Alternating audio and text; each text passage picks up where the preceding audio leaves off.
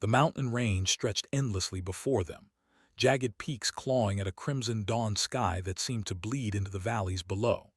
Command had called it Operation Nightfall, but to the men gathered in the briefing tent, it felt more like a suicide mission wrapped in bureaucratic optimism. The intelligence was fragmentary at best. Three high-value targets, confirmed enemy generals, would be meeting in a compound so remote that satellite imagery took 48 hours to reach their forward operating base. "The shot is impossible," Commander Marcus Reeves declared, his weathered face etched with the kind of skepticism that came from 20 years of seeing good soldiers die for bad plans. The SEAL team leader's reputation preceded him, Fallujah, Helmand, places where legends were forged in blood and sand. When he spoke, people listened. 800 meters uphill trajectory, crosswind averaging 15 knots. The target window is maybe 3 seconds. Maybe. The tent fell silent except for the distant hum of generators and the occasional pop of cooling metal from the Humvees parked outside. 12 of the military's finest operators studied the topographical map spread across the aluminum table, their faces illuminated by harsh LED lights that cast sharp shadows across angular features. Each man had survived missions that would break lesser soldiers, but this felt different. This felt wrong. That's when she walked in. Major Cassandra Ghost Volkov moved with the fluid precision of someone who had learned to navigate rooms full of men who questioned her presence before she even opened her mouth. At 5'6", she commanded attention not through intimidation, but through an unmistakable competence that radiated from her every gesture. Her flight suit bore the patches of achievements that most pilots could only dream of: Top Gun instructor, Red Flag champion, combat veteran with over 300 hours in hostile airspace. But none of that mattered to the men studying her, with barely concealed skepticism. "Ma'am," Reeves nodded curtly, the kind of acknowledgement that carried more duty than respect. "We weren't expecting aviation support for this operation." Ghost's pale green eyes swept the room, cataloging faces, reading postures, understanding immediately that she had walked into a conversation where her expertise was neither wanted nor welcomed. The silence stretched like a taut wire, pregnant with unspoken judgments and assumptions that she had spent 15 years of military service learning to navigate. "Neither was I, Commander," she replied, her voice carrying the slight rasp that came from years of breathing recycled air at 30,000 feet. "Until someone upstairs decided that your impossible shot might be possible after all." The mountain range stretched endlessly before them, jagged peaks clawing at a crimson dawn sky. In less than 6 hours, 3 enemy generals would be dead, and everyone in this tent would understand exactly why Major Cassandra Volkov had earned the call sign Ghost. The briefing officer, a nervous captain whose name tag read Morrison, cleared his throat and gestured toward the wall-mounted display screen. The satellite imagery revealed a compound nestled in a valley so narrow that shadows swallowed most of the structures, making thermal imaging nearly useless. 3 buildings, concrete and steel, surrounded by terrain that offered excellent natural defense and virtually no approach routes for ground forces.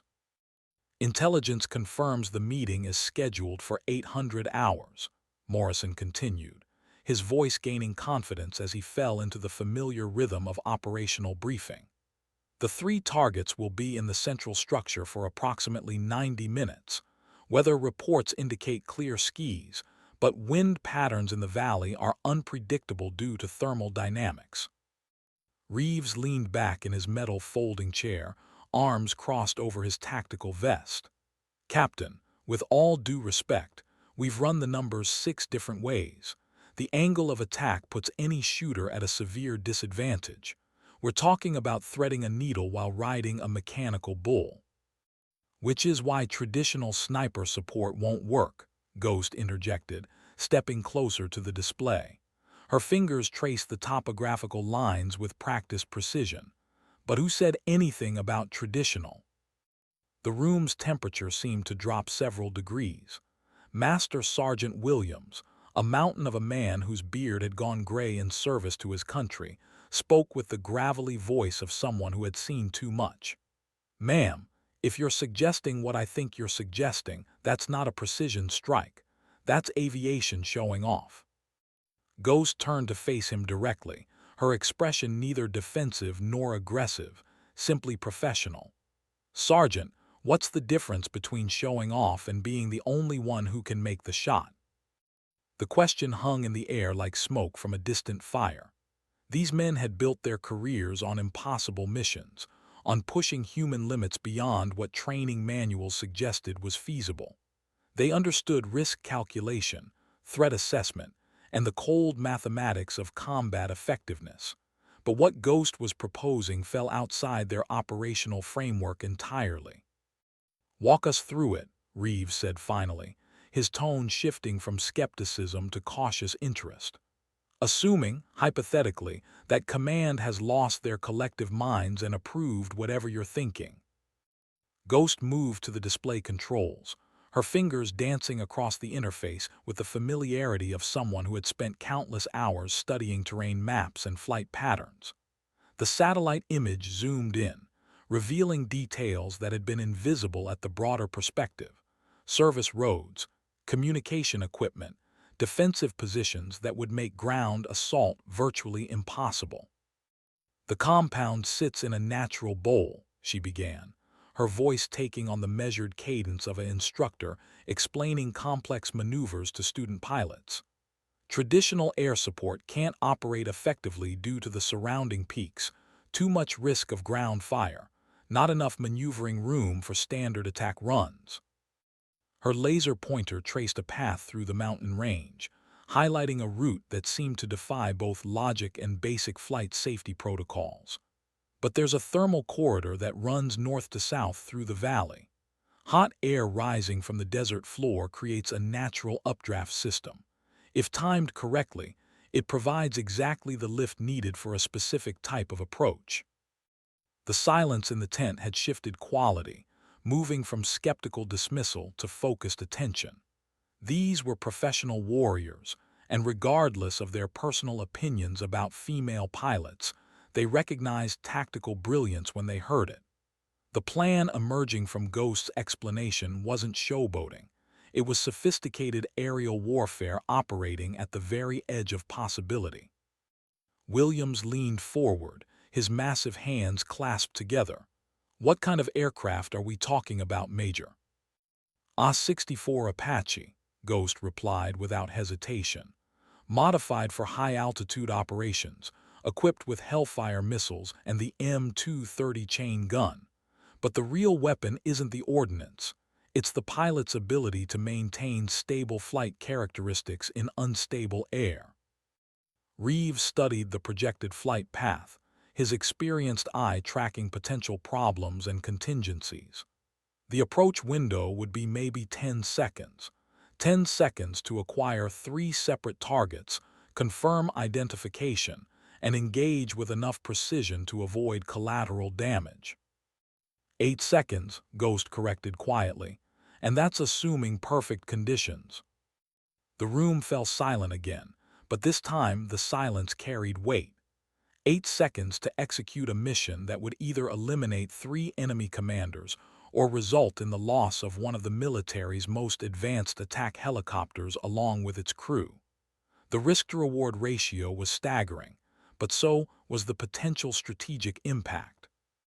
Captain Morrison consulted his tablet, scrolling through pages of operational parameters and authorization codes. "Major, Command's preliminary approval requires demonstration of feasibility under controlled conditions. They want to see the approach profile executed successfully before green-lighting the actual mission." Ghost nodded, having expected exactly this response.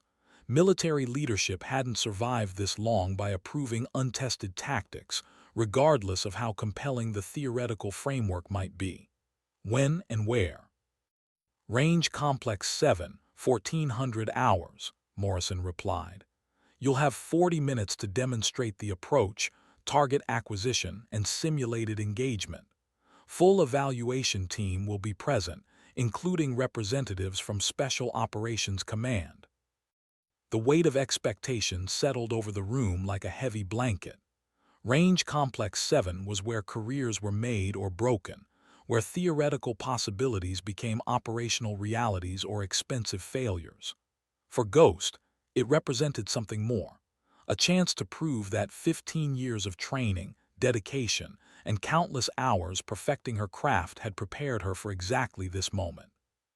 Master Sergeant Williams stood slowly, his joints protesting years of hard service. "Major, speaking for the team, we hope you make that demonstration look easy." His tone carried genuine respect now, the kind earned through professional recognition rather than social courtesy. "Sergeant," Ghost replied, "if it looks easy, I'm doing it wrong."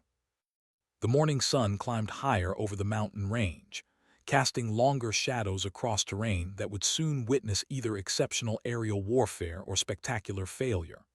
In 8 hours, 3 enemy generals would gather in their remote compound, confident in their isolation and security. They had no way of knowing that 8,000 miles away, a female Apache pilot was about to redefine what the word impossible meant in the context of precision strikes.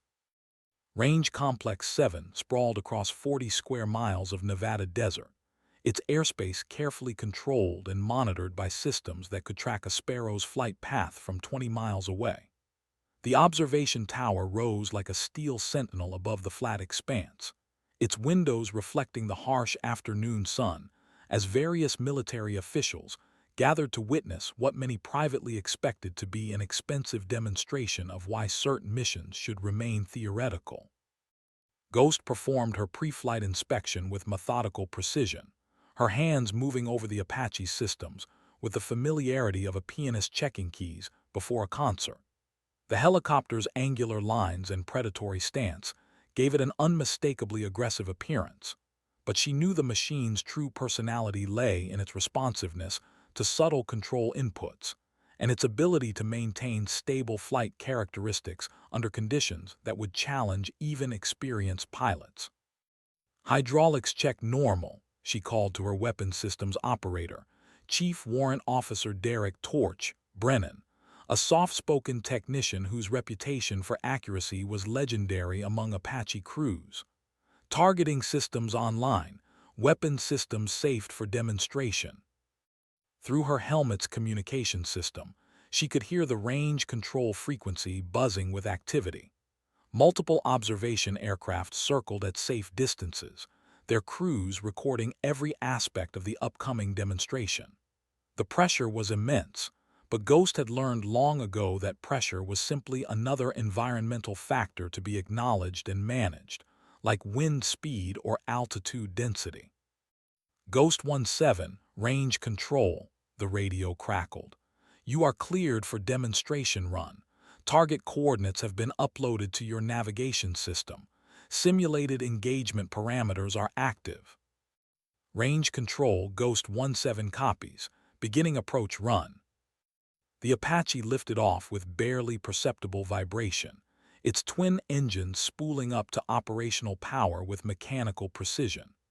Ghost felt the familiar sensation of transitioning from ground-bound machine to airborne predator, the helicopter's controls becoming extensions of her own nervous system through hours of training and muscle memory. The approach to the target zone required flying through a canyon system that mimicked the topographical challenges of the actual mission site. Jagged rock walls rose on both sides, creating turbulence patterns that shifted unpredictably as thermal currents bounced off heated stone surfaces. Most pilots would approach such terrain with extreme caution, maintaining safe distances and conservative airspeeds. Ghost dove straight into the chaos. "Jesus Christ," Torch muttered over the intercom as the Apache's nose pitched down into what appeared to be a controlled dive toward the canyon floor. The altimeter unwound rapidly, 3,000 feet, 2,000, 1,500, while the airspeed indicator climbed past recommended parameters for terrain-following flight. But Ghost's hands on the controls were steady, her eyes scanning instruments and visual references with computer-like efficiency.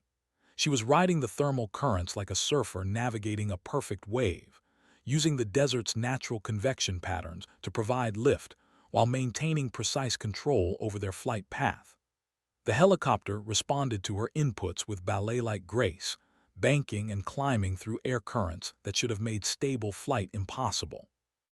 Target acquisition in 30 seconds, Torch reported, his voice professional despite the extraordinary flying taking place around him. Multiple heat signatures detected in target zone. Through the Apache's sophisticated targeting system, the simulated enemy compound appeared on their displays with crystalline clarity. 3 separate buildings, each containing heat sources representing the high-value targets they would need to engage simultaneously. The challenge wasn't just hitting the targets, it was hitting them in sequence rapid enough to prevent escape or defensive response. Acquiring primary target, Ghost announced, her voice carrying the calm precision of someone operating at the very peak of their profession. The Apache's nose swung toward the first building, targeting systems locking onto the designated heat signature with mechanical precision. 20 seconds to execution. The observation frequency had gone silent, everyone holding their breath as they watched an impossibly complex aerial maneuver unfold in real time. Even the most skeptical observers had to acknowledge that what they were witnessing represented extraordinary piloting skill combined with tactical innovation. 15 seconds. Ghost's hands moved across the controls with fluid precision, making micro-adjustments that kept the helicopter stable despite turbulence that would have grounded lesser pilots. The targeting reticle remained locked on the first simulated target, while her peripheral vision tracked the locations of targets 2 and 3. 10 seconds. First target locked, Torch called out. 5 seconds. The moment of truth had arrived, the instant where theory would either prove itself in practice or reveal fundamental flaws that made the mission impossible. Ghost's finger hovered over the simulated firing control, her breathing steady despite the extraordinary demands of maintaining stable flight in impossible conditions. Engaging primary target. The simulated Hellfire missile launch was perfect, the targeting system confirming direct hit on the first building, while Ghost simultaneously swung the Apache's nose toward the second target. 8 seconds had become 7, then 6, as she demonstrated the kind of aerial warfare that existed at the intersection of human skill and mechanical capability. Second target locked and engaged. 2 down, 1 to go. The third target required the most challenging shot, a building partially obscured by terrain features that demanded an approach angle bordering on reckless. Ghost pulled the Apache into a climbing turn that seemed to defy both gravity and common sense, using the helicopter's momentum and the thermal corridor's updraft to position herself for the final engagement. Third target locked. 3 seconds remaining in the engagement window. 3 seconds to complete a shot that military analysts had deemed impossible, that seasoned SEAL commanders had called suicide, that aviation experts had insisted could not be accomplished under operational conditions. Target engaged, all primary objectives eliminated. The radio frequency exploded with chatter as observation teams confirmed what their instruments had recorded. 3 direct hits executed in perfect sequence, each simulated engagement meeting precision requirements that exceeded standard operational parameters. In 8 seconds, Ghost had not only proven the mission's feasibility, but had demonstrated a level of flying skill that redefined what was possible in attack helicopter operations. Ghost 17 range control, outstanding demonstration, returned to base for debrief. As the Apache climbed away from the target zone, Ghost allowed herself a moment of quiet satisfaction. The hard part was over. The theoretical had become practical, the impossible had been proven possible, and somewhere in a remote mountain compound, 3 enemy generals were about to discover exactly how wrong they had been about their security. But first there was paperwork. There was always paperwork. The debriefing room buzzed with activity as mission analysts pored over telemetry data, their computer screens displaying flight path and targeting solutions that seemed to challenge fundamental assumptions about helicopter warfare. Senior officers who had arrived expecting to witness an expensive failure found themselves studying footage that would likely become required viewing at advanced pilot training programs for years to come.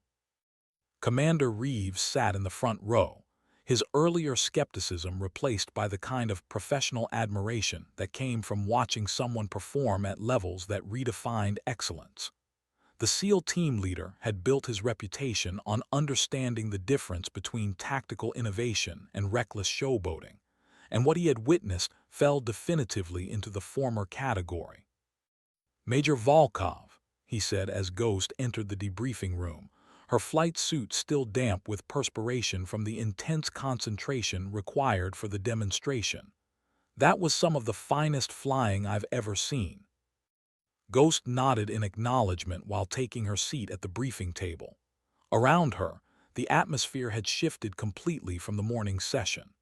The men who had questioned her presence now studied her with expressions that mixed respect with curiosity. They wanted to understand how someone had developed the skills necessary to execute maneuvers that existed beyond standard training protocols. Colonel Patricia Hayes, the senior officer responsible for operational approval, stood at the front of the room with the bearing of someone accustomed to making decisions that affected both strategic objectives and human lives. Her silver hair was pulled back in regulation style, but her eyes held the sharpness of a career officer who had navigated the military hierarchy through competence rather than politics. "Ladies and gentlemen," Colonel Hayes began, "what we witness today represents a significant advancement in precision strike capabilities. However, demonstration under controlled conditions is only the first step toward operational deployment." She gestured toward the wall-mounted display, which now showed real-time satellite imagery of the target compound. Even through the grainy resolution, it was possible to see activity around the buildings, vehicles, personnel movement, defensive preparations that suggested the enemy leadership was well aware of their strategic importance. "Intelligence confirms that our window of opportunity is narrowing," Hayes continued. "The target meeting is still scheduled for tomorrow morning, but subsequent surveillance indicates increased security measures. This may be our only chance to eliminate these particular high-value targets." The room fell silent as the implications settled over everyone present. The demonstration had proven feasibility, but now they faced the transition from controlled testing to actual combat operations. The difference between firing simulated weapons at practice targets and launching real hellfires at human beings represented a psychological and tactical gulf that some pilots never successfully bridged. Ghost studied the satellite imagery with the focused attention of someone preparing for the most challenging mission of her career. The actual target compound showed variations from the practice range that would require real-time adaptation, different wind patterns, alternative approach routes, terrain features that hadn't been fully replicated in the controlled environment. "Major," Colonel Hayes addressed her directly, "your assessment of mission viability under actual operational conditions." Ghost stood to address the room, her posture reflecting 15 years of military training and the confidence that came from having just proven her capabilities under intense scrutiny. "Ma'am, the demonstration validated our approach profile and targeting methodology. The actual mission site presents additional challenges, but nothing that fundamentally changes the tactical framework." She moved to the display controls, calling up detailed topographical data that showed the target compound from multiple angles. "The primary difference is wind pattern unpredictability due to the valley's orientation relative to prevailing weather systems. However, the thermal corridor remains viable, and the approach route provides adequate concealment until the final engagement phase." Master Sergeant Williams raised his hand, his expression serious but no longer skeptical. "Major, What's your confidence level for mission success? The question hung in the air like smoke from a distant fire. Military operations rarely offered certainty. An honest assessment of risk factors was crucial for mission planning.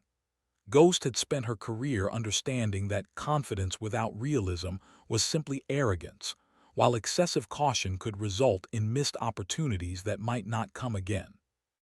Sergeant, based on current intelligence and demonstrated capabilities, I assess an 85% probability of successful target elimination, with minimal risk of detection or retaliation. The number was high enough to justify mission approval, but realistic enough to acknowledge the inherent dangers of operating in hostile airspace. Around the room, experienced officers nodded in recognition of an assessment that balanced optimism with professional honesty. Colonel Hayes consulted her tablet, scrolling through authorization codes and operational parameters that would transform the theoretical mission into official orders. Major Volkov, pending final approval from Theater Command, you are designated primary pilot for Operation Nightfall. Mission execution is scheduled for 600 hours tomorrow morning. The weight of responsibility settled over Ghost like a familiar coat. In 18 hours, she would be flying through enemy airspace to eliminate 3 high-value targets whose deaths could significantly impact regional stability. The margin for error was essentially zero, the consequences of failure potentially catastrophic, and the opportunity for redemption non-existent. But that was exactly the kind of mission she had spent 15 years preparing to execute. "Ma'am, I understand and accept the assignment," Ghost replied formally. "I'll need 2 hours for additional flight planning and aircraft preparation." Granted, dismissed. As the debriefing room emptied, Ghost remained behind to study the satellite imagery with the obsessive attention to detail that separated good pilots from exceptional ones. Every shadow, every terrain feature, every potential variable that could affect mission execution received careful analysis and mental rehearsal. Tomorrow morning, 3 enemy generals would learn why Major Cassandra, Ghost, Volkov had earned her call sign through precision strikes that seemed to materialize from nowhere and disappear just as quickly. But tonight, there was work to do. The Tactical Operations Center hummed with subdued activity as Ghost made final preparations for Operation Nightfall. Banks of computer monitors displayed real-time intelligence feeds, weather data, and flight path projections that would guide her through enemy airspace in less than 12 hours. The pre-mission atmosphere carried the familiar tension of professionals preparing for an operation where success would be measured in seconds, and failure would likely be permanent. Chief Warrant Officer Brennan worked methodically through the Apache's weapons systems checklist, his movements precise and economical after years of preparing aircraft for combat operations. "Targeting systems calibrated and locked," he reported. "Hellfire missile loadout complete, M230 chain gun armed and ready." Ghost nodded while reviewing her flight plan for the 15th time, committing every waypoint and altitude change to memory, until the route became as familiar as the drive to her childhood home.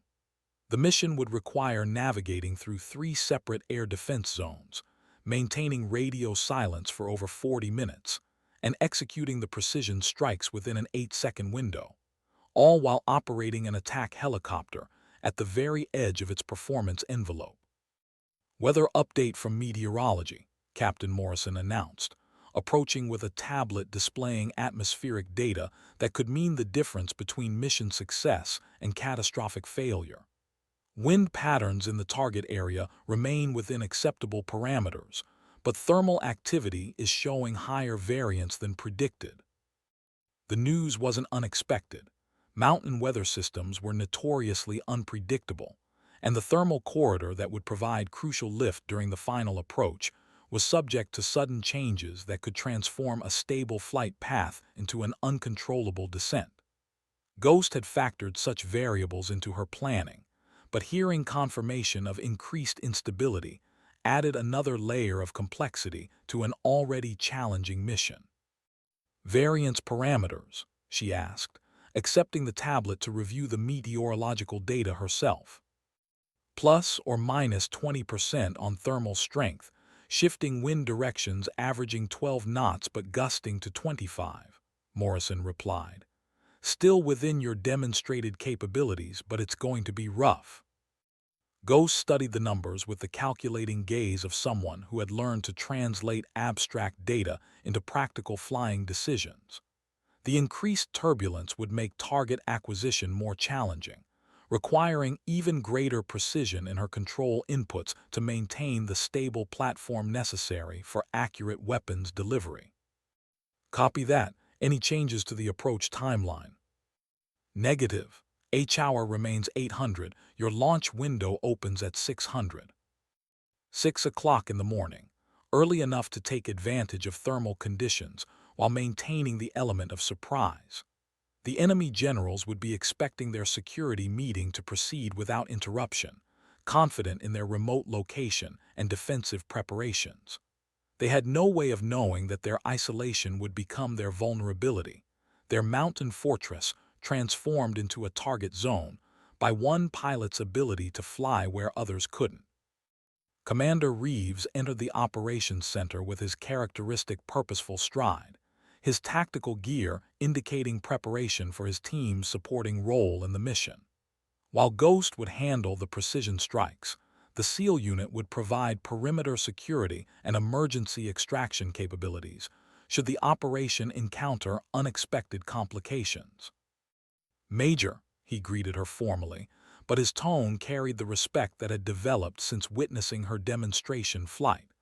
My team is positioned and ready. We'll maintain overwatch on the exfiltration route and provide cover for your withdrawal. Ghost appreciated the professional courtesy. SEAL teams rarely worked directly with aviation assets, their operational tempo and tactical requirements usually calling for different types of support. But Reeves had recognized that this mission represented something unique, a convergence of special operations precision and aviation excellence that could reshape how such operations were conducted in the future. Commander, I appreciate the backup. If everything goes according to plan, you won't even know I was there. That's what I'm hopping for, Reeves replied with grim humor, but we'll be ready either way. The final briefing began at 400 hours, with senior officers gathering around the operations table to review last-minute intelligence updates and confirm mission parameters. The satellite imagery now showed increased activity around the target compound, additional vehicles, more personnel movement, defensive positions that suggested the enemy leadership was taking their security seriously. Colonel Hayes studied the new intelligence with the expression of someone calculating risk factors and probability matrices. The increased security presence doesn't change our tactical approach, but it does narrow our margin for error. Major Volkov, your assessment. Ghost analyzed the updated imagery, noting the positioning of defensive elements and the implications for her approach route. Ma'am, the additional personnel actually work in our favor.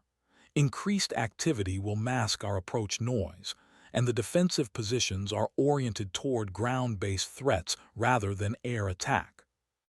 It was a professional assessment based on years of studying enemy tactics and defensive preparations. Most military forces positioned their security assets to counter the most likely threats: ground assault, vehicle-borne attacks, indirect fire from conventional artillery. Few commanders anticipated precision airstrikes delivered by a single helicopter operating at maximum performance levels. Launch authorization is confirmed, Hayes announced, consulting her secure communication device.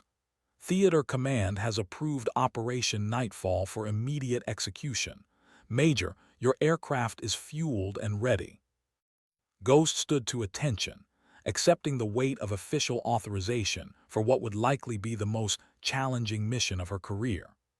Around the operations center, support personnel continued their preparations with the focused intensity of professionals who understood that their individual contributions would combine to create either success or failure. Ma'am, understood. Ghost 17 will be airborne in 30 minutes. The pre-dawn darkness enveloped the flight line as Ghost performed her final walk-around inspection of the Apache, her flashlight beam revealing the helicopter's angular surfaces and weapon systems that would soon be tested under combat conditions. The machine represented the pinnacle of attack helicopter technology, but its effectiveness depended entirely on the skill and judgment of its crew. Chief Brennan climbed into the weapons operator's seat with practiced efficiency, his movements economical and precise as he began the systematic process of bringing the Apache's combat systems online. "All stations report ready," he announced over the aircraft's intercom system. Ghost settled into the pilot's seat, her hands moving automatically through the startup checklist that she had performed hundreds of times in training and dozens of times in actual combat operations. But this mission felt different, not because of increased danger, but because of the precision required and the strategic importance of the targets. Tower, Ghost 17 requesting clearance for departure. Ghost 17 cleared for takeoff. Good hunting. The Apache lifted into the pre-dawn darkness, its engines spooling up to operational power as Ghost began the long flight toward enemy airspace, and a rendezvous with three generals who had no idea their mountain fortress was about to become their tomb. The flight toward the target zone passed in relative silence, broken only by routine navigation updates and system status reports that confirmed the Apache's readiness for combat operations. Ghost maintained altitude and airspeed that would minimize their radar signature while conserving fuel for the demanding flight profile that lay ahead. Through her night vision goggles, the landscape below appeared as an alien moonscape of thermal signatures and geometric patterns that marked human habitation in an otherwise empty wilderness. 30 minutes to target zone, Brennan reported, his voice carrying the focused professionalism of someone preparing for combat. All weapons systems nominal, targeting computer online and calibrated. Ghost acknowledged the report while scanning her instrument panel for any indication of system anomalies that could compromise mission effectiveness. The Apache's twin engines ran smoothly, hydraulic pressure remained within normal parameters, and the flight control systems responded to her inputs with mechanical precision. Everything was working exactly as designed. But success would depend on factors beyond mechanical reliability: wind conditions, thermal activity, the precise timing required to engage three separate targets within an impossibly narrow window. Ghost had spent years developing the skills necessary for such precision work, but this mission would test her abilities at levels she had never before experienced. 20 minutes to initial approach point, she announced, beginning the gradual descent that would take them into the Mountain Valley system. Radio silence from this point forward. The Apache dropped toward the terrain, following contour lines that had been memorized during hours of mission planning and mental rehearsal. Ghost's hands on the controls became extensions of her nervous system, making the micro-adjustments necessary to maintain precise flight path while compensating for air currents that shifted unpredictably in the mountain environment. Through the targeting system's display, the valley began to resolve into recognizable features: rock formations, service roads, defensive positions that matched the intelligence briefing she had studied extensively. The enemy compound remained invisible beyond the next ridge line, but its location was fixed in her mind with mathematical precision. 15 minutes to target, beginning final approach profile. The Apache's nose pitched down as Ghost initiated the complex series of maneuvers that would position them for the precision strikes. The helicopter accelerated through air that grew increasingly turbulent as they descended into the valley system, riding thermal currents that provided lift while threatening to destabilize their flight path. This was the moment where training, experience, and natural ability would combine to create either exceptional success or spectacular failure. Ghost's breathing remained steady, Her focus narrowed to the immediate demands of flying an attack helicopter through conditions that challenged both machine and pilot. Target compound visual, 10 minutes to engagement. Through the Apache's sophisticated sensors, the enemy facility appeared with startling clarity. 3 buildings arranged around a central courtyard, vehicles positioned for rapid departure, personnel moving between structures with the disciplined efficiency of professional military forces. The intelligence had been accurate. This was definitely a high-value meeting requiring significant security measures. Ghost studied the compound's layout through her targeting system, identifying the specific buildings where the 3 generals would be located and confirming the approach angles necessary for successful engagement. The margin for error remained essentially zero. Any deviation from the planned flight path would result in either missed targets or exposure to defensive fire. 5 minutes to engagement window, all systems ready. The final approach began with a diving turn that brought the Apache through the thermal corridor at precisely the angle and airspeed that had been demonstrated during the range exercise. But the actual mission environment proved more challenging than the controlled conditions. Wind patterns shifted unpredictably.